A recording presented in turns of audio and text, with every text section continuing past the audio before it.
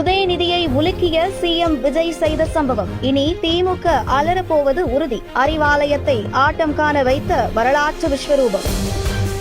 சட்டமன்றத்தில் முதல்வர் விஜயை எதிர்க்கட்சித் தலைவர் உதயநிதி கடுமையாக விமர்சித்து தகாத வார்த்தைகளை பயன்படுத்தினார். நீங்க கூவத்தூரையும் மிஞ்சிற அளவுக்கு அடிக்கிற கூத்த பார்க்கும் போது இந்த அரசு எத்தனை நாளைக்கு நீடிக்க போகுதுன்னு மக்களுக்கு அந்த சந்தேகம் வர ஆரம்பிச்சிருச்சு.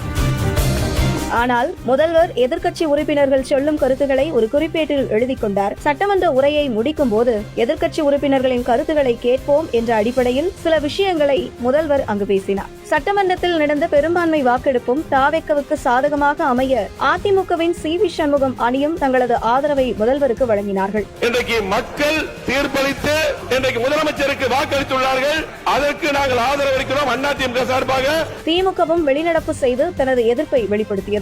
ஆனால் முதல்வர் என்றுமே செயலில் நிரூபிக்கும் தனது பாணியை விடாமல் சட்டமன்றம் முடிந்தவுடன் ஜோஷியரின் அரசாங்க பணி பற்றிய அறிவிப்பை வாபஸ் பெற்றுக்கொண்டு ரத்தன் பண்டிதரின் நியமனம் ரத்து செய்யப்பட்டது. இது தமிழக அரசியலில் அபூர்வமான விஷயமாக பார்க்கப்படுகிறது. ஒரு ஆளும் கட்சி எதிர்க்கட்சிகளின் கருத்தை கேட்டு அதற்கு ஏற்றவாறு முடிவெடுத்து செயல்படுவதுதான் இங்கு கவனிக்கப்படும் ஒன்றாக மாறியுள்ளது. ஆனால் எப்படியாவது அவதூறு பரப்ப வேண்டும் என்ற நோக்கத்தில் பல்வேறு விதமான கருத்துக்களை சோசியல் மீடியாக்களில் திமுக பரப்பி வர முதல்வர் விஜய் ஒரு எக்ஸ் பதிவு போட்டு ஒட்டுமொத்த திமுகவின் ஆட்டத்தையும் அடக்கிவிட்டார் என்கின்றனர் விவரம் அறிந்தவர்கள். முதல்வர் தனது எக்ஸ் பதிவில் முக்கியமாக குறிப்பிட்டது, மக்களே, உங்களால் புறக்கணிக்கப்பட்டவர்கள் நம்மை எப்படி வேண்டுமானாலும் புண்படுத்தட்டும், நமக்கு எதிராக புறம் பேசட்டும், புலம்பல்கள் பாடல்கள் இசைக்கட்டும், நாம் அதை பற்றி கவலைப்படவே போவதில்லை. மக்கள் பணியும் மக்கள் நலனும் மட்டுமே நமக்கு முக்கியம். மேஜிக்கல் நம்பர் நமக்கு இல்லை என்று கூறும் திமுக அவர்கள் செய்ய முடியாத மக்கள் நலன் சார்ந்த பலவற்றை மேஜிக்கலாகவும் மிராக்கலாகவும் நமது அரசு செய்து காட்ட போவதை பார்க்கத்தான் போகின்றனர். ஆர்ப்பாட்டமின்றி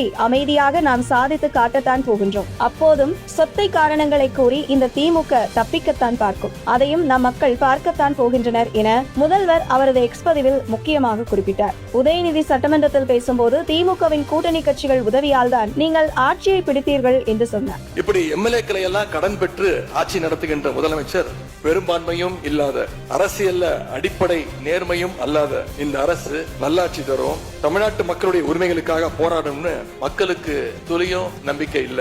இதை உதயநிதி அழுத்தி சொன்னது தாவேக்கவினரை சற்று அப்செட் ஆக்க, திமுக கூட்டணி கட்சிகள் தாவேக்கவுக்கு ஆதரவு தெரிவித்தாலும் அவர்களுக்கான உரிய அங்கீகாரம் அங்கே கொடுக்கப்படுவதுதான் நிதர்சனமான உண்மை.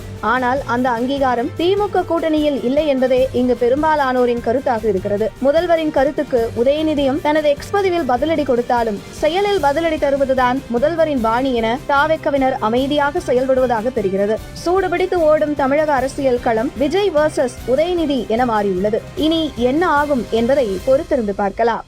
தினசரி முக்கிய செய்திகள் மற்றும் அப்டேட்களுக்கு TN Wire News சேனலை ஃபாலோ செய்யுங்கள்.